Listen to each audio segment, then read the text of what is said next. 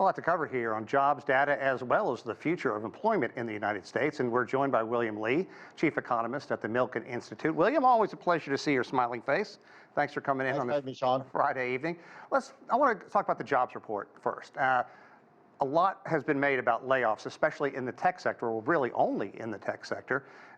Would you say that the worst is over there, or what can we expect with other industries?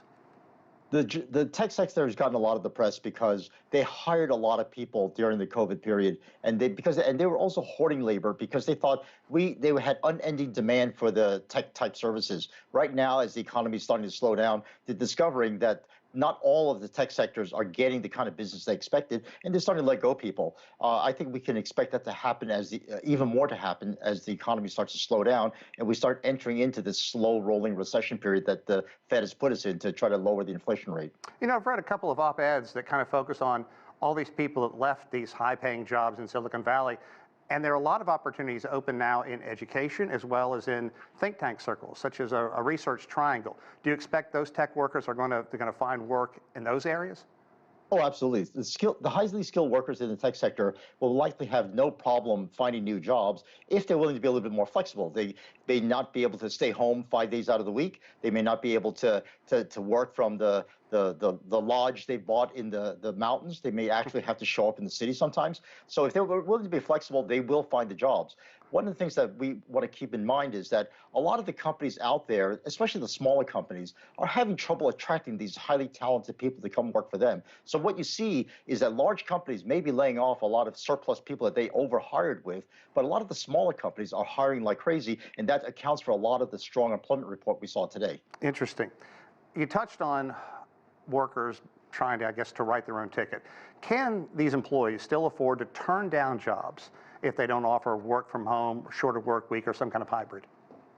Well, Sean, it's the same story whenever we talk about the position of workers. If you're really talented and you're really good, you can cut your own ticket. But if you're just sort of middle of the road, your ability to do that has now lessened because the economy is slowing down. One interesting thing is that a lot of companies have rearranged themselves to allow for more flexibility. They've restructured their business models, they've restructured the way they do business, and so they allows for workers to have more flexibility. So in that sense, workers are in a better shape than they are today than they are years ago. Okay, so right now there's somebody out there who has had this hybrid or work from home job. Who has more influence right now? Is it the employee or the employer in terms of deciding what he or she wants to do? Well, believe it or not, Sean, because the companies have restructured themselves, workers have now almost, by definition, become much more productive. So there's more margin for companies to play with to allow workers more flexibility. But as it always is the case, if you're really good, you've got all the flexibility you need. If you're not that good, your flexibility limits are pretty close in. You know, I want to talk about quiet quitting. Educate our audience what that is, and has this round of layoffs changed or eliminated the quiet quitting debate? Well, all of us have known coworkers who kind of drag their feet and don't really work as hard as everyone else. There's always that 80-20 rule where 80% of the work is done by 20% of the workers. So the quiet quitters are that 80% of the working pool that have been dragging their feet and saying, yeah, gee, I got to find a better job and I'm going to be looking around.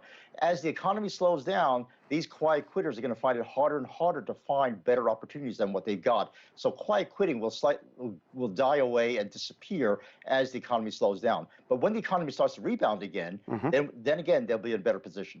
You know, we also talked about the unions over the past several months, especially when it comes to Starbucks and Amazon. What is up next for the labor markets and those employees? Service and hospitality, which is where Starbucks is, has always been in looking for more and more people because we as consumers want more of these hospitality and leisure services. Amazon has benefited from the post-COVID trend of more and more people buying stuff online. And what Amazon has done is automate, but in automating, they increase the skills of workers that are needed. In other words, the old warehouse worker used to be the brawny guy who could drive a forklift. Now it's the guy who runs a robotics terminal and robotics console. So the type of workers that are in demand by both the Starbucks of the world and the Amazons of the world are better skilled people who can handle more automation and more computers. William Lee, thanks very much for wrapping up an interesting week in the job market for us. Thanks very much. Thanks for having me.